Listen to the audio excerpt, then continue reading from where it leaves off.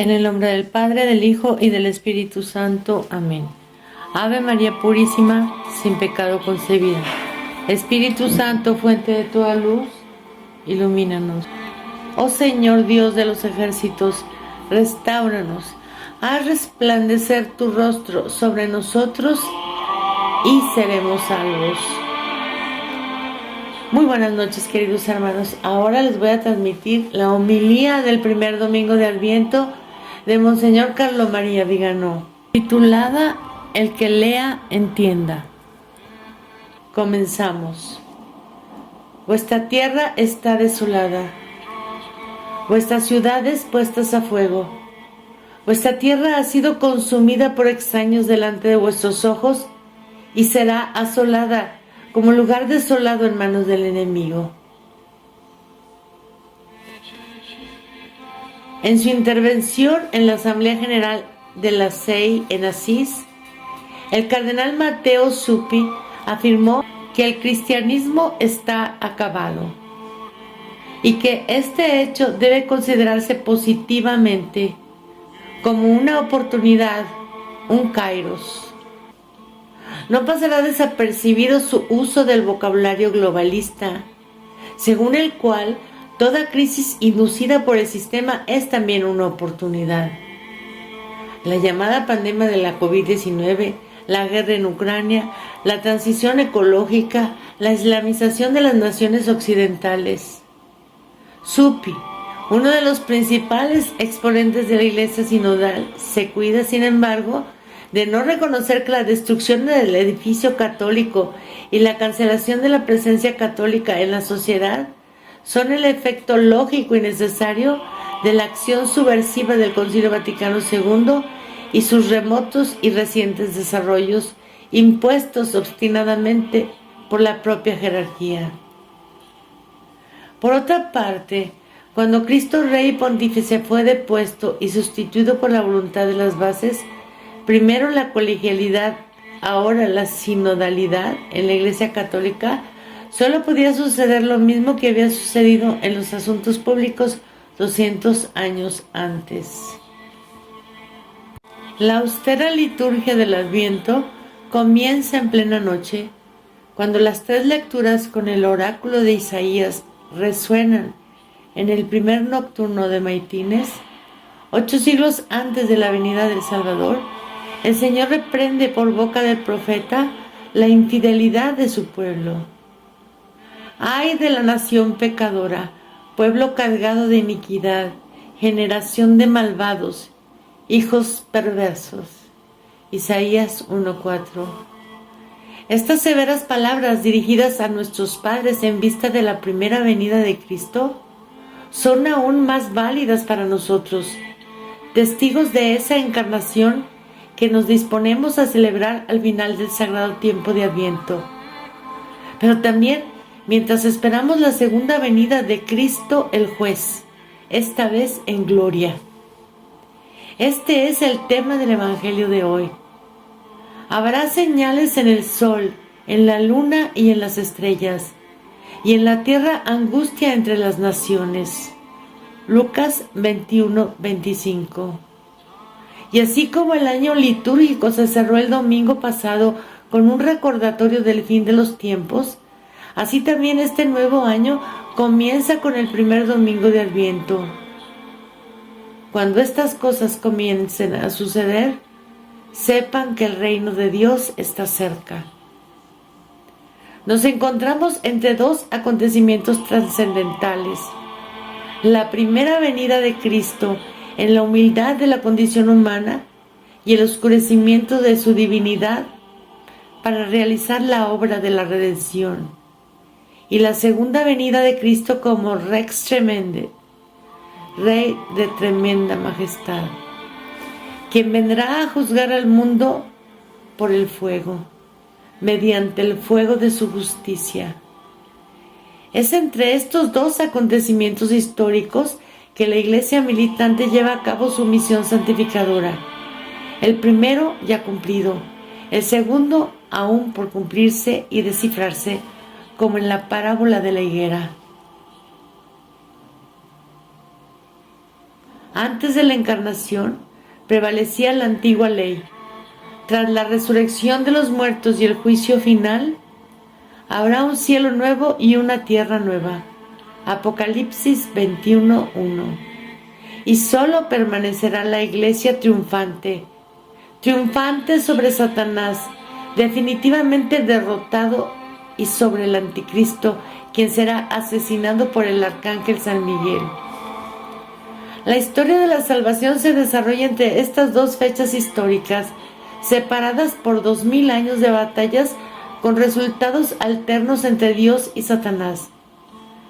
2000 años rebosantes de sangre inocente de los mártires, derramada por las mismas manos asesinas que bajo la antigua ley mataron y apedrearon a los profetas que el Señor envió a su pueblo. Lucas 13:34.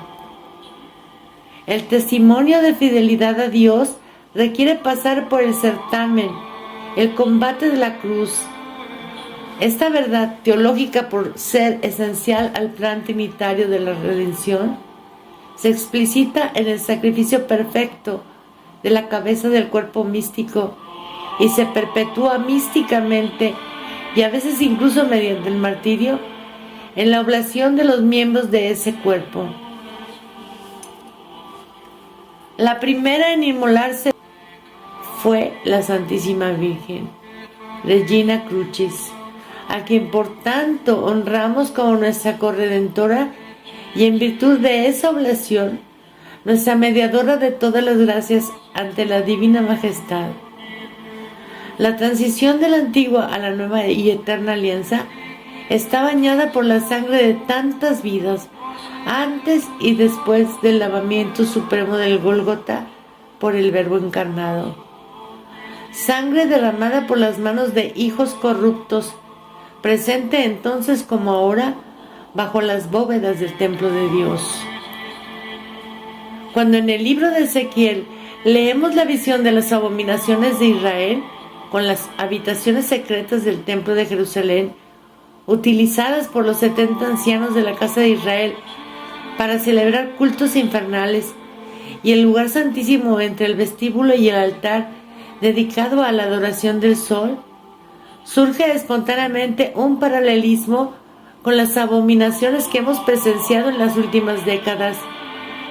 Desde la adoración de Buda en el tabernáculo de la iglesia de Santa Clara en Asís, en tiempos del panteón de Juan Pablo II, hasta la intronización del ídolo inmundo de la Pachamama en la Basílica Vaticana. Es decir, no reconocer en esta mezcla de cultos cananeos y babilónicos practicada por una parte del pueblo de Israel una referencia al culto a la Madre Tierra, a la conversión verde, a los objetivos sostenibles de la Agenda 2030. Pero si estas abominaciones llevaron al exilio a los judíos de la antigua ley, ¿qué castigo les espera a quienes las cometen bajo la nueva ley? Si el Señor se ofendió por las contaminaciones de los ritos paganos en la liturgia del templo deseadas por la jerarquía sacerdotal judía, ¿cómo no podría ofenderse más por las contaminaciones similares y peores introducidas en la liturgia por la jerarquía de la Iglesia conciliar y sinodal? ¿Cómo se convirtió la ciudad fiel en una prostituta? Pregunta el profeta Isaías. Vuestro país está desolado, vuestras ciudades consumidas por el fuego, vuestros campos devorados por extranjeros ante vuestros ojos. Todo está devastado como por una derrota de bárbaros. ¿No es esto lo que vemos en nuestras naciones, rebeldes a los mandamientos de Dios y a su santa ley? ¿No nos parece que la jerarquía de la Iglesia, las Civitas Fidelis, se está prostituyendo ante el nuevo culto al sol en lugar de reconocer a Cristo, el sol de justicia que ilumina todo con la verdad divina? ¿Por qué esta vil sumisión a las exigencias de los enemigos de Dios, de la Iglesia y de la humanidad? Cuando en el silencio de la Nochebuena el Verbo eterno del Padre vio la luz en la carne del Emmanuel, las antiguas profecías mesiánicas aparecieron en su claridad, mostrando en el hombre Dios el cumplimiento de las Escrituras. Fue una revelación, fue la revelación, pero otra revelación en el sentido propio del término griego que significa quitar el velo. Ocurrirá al final de los tiempos cuando no sea la realidad la que cambie, sino nuestra manera de mirarla, libre de esos impedimentos que velaban nuestra mirada. Entonces, también veremos cumplida la Escritura, la traición de la autoridad civil y religiosa, la apostasía de la jerarquía eclesiástica, la disolución del cuerpo social en guerras, hambrunas, plagas, cataclismos. Y así como hubo quienes, a pesar de la evidencia, negaron que Cristo fuera el deseado de todos los pueblos, así pues, hay y habrá quienes entre los acontecimientos predichos por el profeta Daniel y por el apóstol San Juan, hablarán como el cardenal Suppi del clima, persistir en creer y hacernos creer que la crisis es algo bueno y que por lo tanto no es necesario que el único titular de la autoridad, Cristo Rey Pontífice, restablezca el orden divino. Negar el mal, de hecho, además de constituir una forma de cooperación con él, implica también negar la necesidad del triunfo del bien y termina siendo una forma de complicidad con el mal mismo, una especie de resignación inducida, un derrotismo peligroso, un fatalismo que impide a los individuos y a la sociedad despertar, reaccionar y contrarrestar las acciones del enemigo. Y esto se aplica tanto a la Iglesia como a la sociedad civil, porque el señorío de Cristo es negado y combatido en ambos ámbitos, y precisamente por los líderes de aquellas instituciones que derivan su legitimidad de ser vicarios de la suprema autoridad del Verbo encarnado. El Adviento es un campo de entrenamiento espiritual que nos prepara para el santísimo nacimiento de aquel que, nacido según la carne para la redención, recapituló todas las cosas en sí mismo, sanando en el orden de la gracia la herida infligida por los aullidos de Satanás. Este campo de entrenamiento espiritual debe ser también un campo de entrenamiento para que luchemos la buena batalla de nuestra vida diaria contra el mundo, la carne y el diablo. Y para la batalla trascendental del fin de los tiempos, cuando el anticristo usurpará toda autoridad terrenal para establecer su reino infernal. Si comprendemos la inevitabilidad del triunfo de nuestro Señor Jesucristo, preparado por la encarnación y alcanzado en el Gólgota en obediencia al Padre, podremos leer los acontecimientos presentes y futuros manteniendo la paz del corazón en medio de las más arduas tribulaciones y pruebas. Por eso, mientras celebramos espiritualmente el nacimiento del Salvador con una verdadera conversión interior y dejando crecer en nosotros la vida de la gracia, nos preparamos también a seguir a nuestro Rey y Señor por el camino de la cruz, trono desde el cual Él reina sobre todos nosotros con la púrpura de su sangre preciosísima. Esta milicia es el verdadero Kairos, la única oportunidad que nos permitirá participar en la victoria final si logramos alinearnos bajo el estandarte de Cristo Rey y María Reina. Es hora ya de que nos levantemos del sueño, como nos exhorta el apóstol en la epístola. No olvidemos que la divina providencia ha dispuesto que será ella, la corredentora, la reina de la cruz, quien aplastará la cabeza de la serpiente antigua. Escuchemos con estas disposiciones mentales el oráculo de Ezequiel.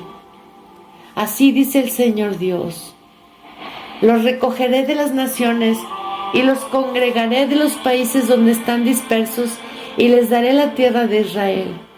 Entrarán en ella y quitarán de ella todos sus ídolos y todas sus abominaciones. Les daré un corazón nuevo y pondré un espíritu nuevo dentro de ellos. Quitaré el corazón de piedra de sus cuerpos y les daré un corazón de carne, para que anden en mis estatutos, guarden mis ordenanzas y las cumplan.